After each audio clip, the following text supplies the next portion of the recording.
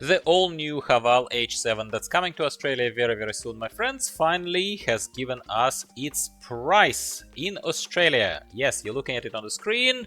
Hello, by the way, I'm down here in this corner and the price is over there. It's 46,990. It's under 47,000 Australian dollars over here. And today I want to share my quick, very simple edit today for you in this video, my quick thoughts on if it's a fair price. Before we keep going though, can I please just tell you about the sponsors? And it's not AutoCast, it's me, actually, it's me. It's me trying to diversify into other subtopics. Hear me out, please. It is kinda potentially in your own interest. So what I'm trying to do here is this. I'm trying to create another subtopic for people who want to hear from me more than just about cars, more than just about translations. I'm trying to diversify and experiment with slightly other topics, in addition to my car topics, so you will still get a car-related video per week here on my channel. However, you will also get a taste of an unfiltered version of just kind of School of Hard Knocks type of podcast, yeah? The working kind of title here is Brew Rant. It's going to be a coffee, weekend, usually coffee conversation about some topics that either bother me or I think would be interesting for you.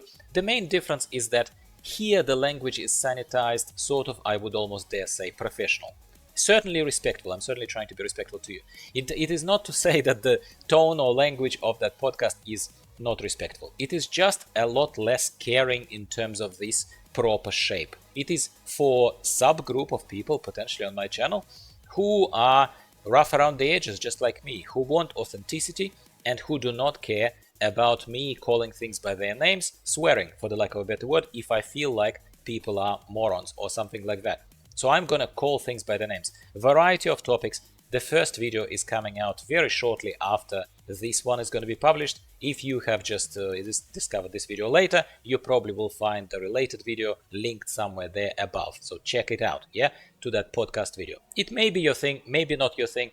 Main thing for you to keep in mind is that I'm not replacing content with that alternative content. I'm simply offering you an additional flavor, and I would love your feedback on it. Thank you for hearing me out. From what I know about this vehicle, from what I've translated for you, from the Russian kind of impressions there on this vehicle in terms of how it tests in the light off-road as well as on-road, and we will compare it to a couple of other vehicles that are similar in size, and let's take a look at their pricing, what they have to offer, and if in my humble opinion this is worth it more so than, let's say, a Nissan X-Trail or a Hyundai Tucson, because those two vehicles, there are a lot more, but I don't think we have a need for a much deeper, much broader research just yet without any proven interest in this topic just yet. But I'm not a mind reader. You can let me know if this is what interests you. So I'm very happy to dive further into this topic if and when you indicate this interest to me. So without any further ado, so from what I've seen on their website right now, the price is here front and center. I've also read the article from drive.com.au, which I am referencing here, but I'm not reusing their material, so go and read if you want to. They are more specific on the technical specs, and what they're saying is that there will be only one variant of this HAVAL H7 coming to Australia in hybrid engine. There is no petrol. Well, it's a 1.5 petrol engine that powers the hybrid drivetrain, yeah, but it's a 1.5 liter as well as the hybrid capability here that's coming to our shores, not a 2-liter petrol engine-based model that is available elsewhere, overseas, in Russia, other places. And it is going to come only in one sort of model. It's going to be the Vanta model that is going to probably be rather luxurious. I presume that it's going to have sunroof. Let's have a look. Maybe they actually have it here on the screen. Yes, they of course would have panoramic sunroof. They'll have 360-degree camera system. They'll have a large infotainment screen, which is nice with a built-in sat nav. Heads-up display as well. 19-inch alloy wheels, not too bad. Apple CarPlay, Android Auto. Of course, we never know if both of these systems are supported wirelessly. Safe to assume that Apple CarPlay will be wireless, but Android Auto likely more than 50% chance, I would humbly say, is not going to be wireless. But that's fine. I got you covered. You can always check some of our sponsors in the description to this video, many of my other videos there is always something there with discounts for you to deal with your wireless connectivity needs. 8-speaker sound system, blah blah blah, all that kind of stuff. Not much else, as you can see. You can still only register your interest. However, at the very least, good on them, good on GWM. They at least are telling us that it's 46,990 drive away. No point talking about Hyundai Tucson or anything else in petrol. We are only comparing apples to apples. So we're comparing here hybrid to hybrid. So here is a hybrid Tucson. Visually, it even has some of those bolder lines and design things that make it a little bit less boring than some other vehicles. I'll give it that straight away. But in my humble opinion, it still looks a little bit more like a car as opposed to something that at least optically is pleasing you as a little bit more rugged and an off-road capable vehicle if it's important to you. To a lot of us, it is. It is important to how we look on the road. Otherwise, what's the bloody point of any of these design intricacies? But let's just stick to basics right now. Here is another hybrid from a not Chinese but Korean brand, a lot more well established on our Australian shores. And let's take a look at what buys you this and in what kind of variant, right? So they're saying that it's a best medium SUV under 50K. Okay, debatable, but let's give them that. Somebody gave them an award. And here it is presented to us. They have 18-inch alloy wheels. They have 12.3-inch, not 14-inch multimedia touchscreen if it's important to you, and yada yada yada. Lots of little things there in terms of LED headlights and all that other kind of stuff. You can comb through those specifications if that's your cup of tea. It's not mine. I look at the big picture always first. So let's click on that build and price and see exactly what kind of version of that can buy you within a similar price range. And lo and behold, you're getting this thing for exactly the same price of 46,990 in hybrid, but in the basic Tucson hybrid.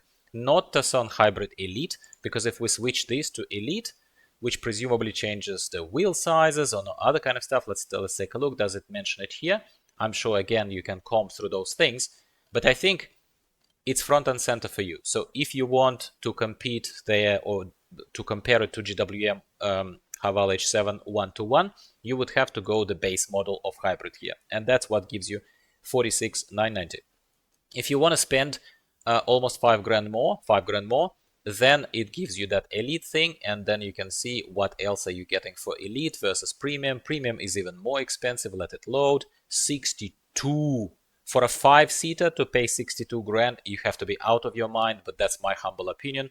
Might call me cheap, I don't care, but this is exactly what I think about this Tucson. Would I get Tucson over HAVAL H7?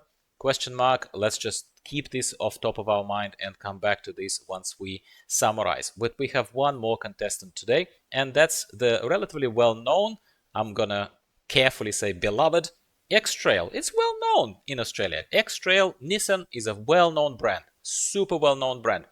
Nissan X-Trail, one would argue, is slightly more boring in terms of a bit more of a classic look. It has not changed all that much, but they have it in petrol, they have it in hybrid. Let's take a look. So in petrol, I'm pretty sure you can get into it very, very cheaply. You can start even getting into it for about, drive away probably is going to be a bit more expensive, but for 40 grand you can get yourself a petrol version. But like I said, that's of zero interest to us. What's of interest to us is something comparable, aka e-Power, which would be that their equivalent of the hybrid. By the way, I love that they have shown here for dummies exactly how this thing works. That's cool. But take a look at this, mate. The for ride New South Wales for 2112 postcode, it is a lot more expensive, massively more expensive. 51,990, but still it's more expensive. It's still 5 grand more expensive. Again, it looks slightly more boring in my humble opinion, but without shadow of a doubt, regardless of what you think of Nissan, how they're doing as a brand in 2025 compared to the good old days, I'd say it's certainly a lot more well known on our shores. So if you are looking for technical support, if you're looking for slightly more, you would say, brand proven technology, then one could argue that Nissan would probably be like hold a lot more weight here than Great Wall Motor coming in with a brand new model that is not known on our market, as well as introducing brand new technology in its own lineup. Okay, so we have kind of swept here very quickly without trying to be too scientific, as I never am, over 3 contestants here. We have H7, quite appealing, I would dare say, certainly a winner out of these 3 in my humble opinion on the looks. Just take a look at it, come on. Like, it does look a lot more modern, it does look a lot more, yeah, it does look awesome. The look, absolutely, excuse the crude language, shits all over the other 2. Yeah, it shits all over the other 2, I'm sorry. But in terms of the brand itself, again, I'm actually a proponent of Great Wall Motor. I say that I tell my people that they sell a lot in China. They are a very successful brand. However, this particular lineup, H7, is built on F7 platform and shares it with another platform that they're using. And I am not entirely convinced that it is in the same weight category, so to speak, yeah, using boxing analogies here, to compete with something like Hyundai or even Nissan. They have panoramic sunroof built into this. They have 19-inch wheels, which are like most kind of hard-hitting things that you would go for, right, as a consumer. They have 360-degree camera straight away built in, yeah, which I'm sure they would charge you extra. It would not be available. I can safely assume that it would not be available in the base model of Hyundai Tucson or Nissan X-Trail hybrid versions, and the massive infotainment screen, which is a little bit of a gimmick. That's why I'm not kind of going there too much. But you know, it's 2025. You want a big screen. You don't want to look at the world through a keyhole, do you? The price is sort of fair for a hybrid vehicle. It's not a petrol vehicle. Let's not forget for a second. It's not a petrol price. It's a hybrid vehicle. It's a fair price for a modern looking vehicle with modern technology from a company that sure does not have many decades of legacy on Australian shores, but it certainly has more than proven itself in China, okay? But can you even remotely compare it to the legacy of Hyundai on our shores or to Nissan that we will go to in a second? I'm still very curious to see what Elite buys you versus base hybrid here. Elite doesn't even seem to give you 19-inch wheels. Elite, that is a lot more expensive, that is 51,990. It is still on 18-inch wheels and still on the 12-inch multimedia touchscreen. Like Tucson, seriously, in my humble opinion here, Tucson is the loser. Like, if I was a boring Australian oldie who was going purely for brand recognition and purely for the theory of me being broken somewhere in whoop whoop in Australia, and they don't have Great Wall Motor there for technical service, but they certainly probably have seen a Nissan in their life, I would probably go for Nissan. If I was just very anti-China for some reason, whatever, it's your call, not mine, then I suppose this would take the second place. Tucson would take a second place. But if you're not prejudiced against China originating vehicles, and if you accept the fact that we live in 2025 and not in 1950s anymore, then of course you would just have to face the facts. Watch some of my translated videos. Why am I translating them for you? I'm translating them for you to be ahead of the curve and give you some material to consider before this thing becomes available, and before you start like scratching your head or whatever it is you're scratching when you go into the your dealership, local dealership, and say, wow, that does look awesome, and yeah, all the bling and everything else is there. Of course they sell you the bling. A lot of what they sell is bling, but in the case of Great Wall Motor, I would dare say they give you a little bit more substance than plasticky equivalents of what we were buying with MG Australia, for example, maybe 3 to 4 years ago when I first bought mine. Even if you don't go for this, go for a test drive, take a look at this. At the very least, you know then whether you're a golden oldie or a cutting-edge kind of car enthusiast who is not averse to Chinese brands. You will at least know what you're buying and why. Are you going for time-proven and boring, or are you going for slightly more cutting-edge and performing okay on the foreign shores, where we are kind of reviewing translating disassemblies and other kind of stuff, where these vehicles seem to be performing okay anyway. So the choice is yours as always, but give the video a quick like. Let me know what you're thinking. Do you like the look of this, or would you still go for a Tucson or for Nissan X-Trail over this HAVAL H7 that is almost upon us in Australia? Thanks for tuning in today. If you have missed out my brew rant podcast preview for kind of people who are not averse to unfiltered language, and some thoughts on vigilante cameras and other kind of stuff that I expressed there in a pretty brutal way.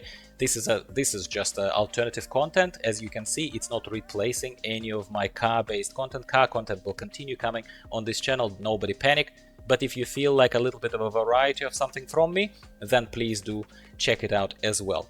Thanks for being with me today, and I'll see you next week, and I'll talk to you about something else cars related. Goodbye for now.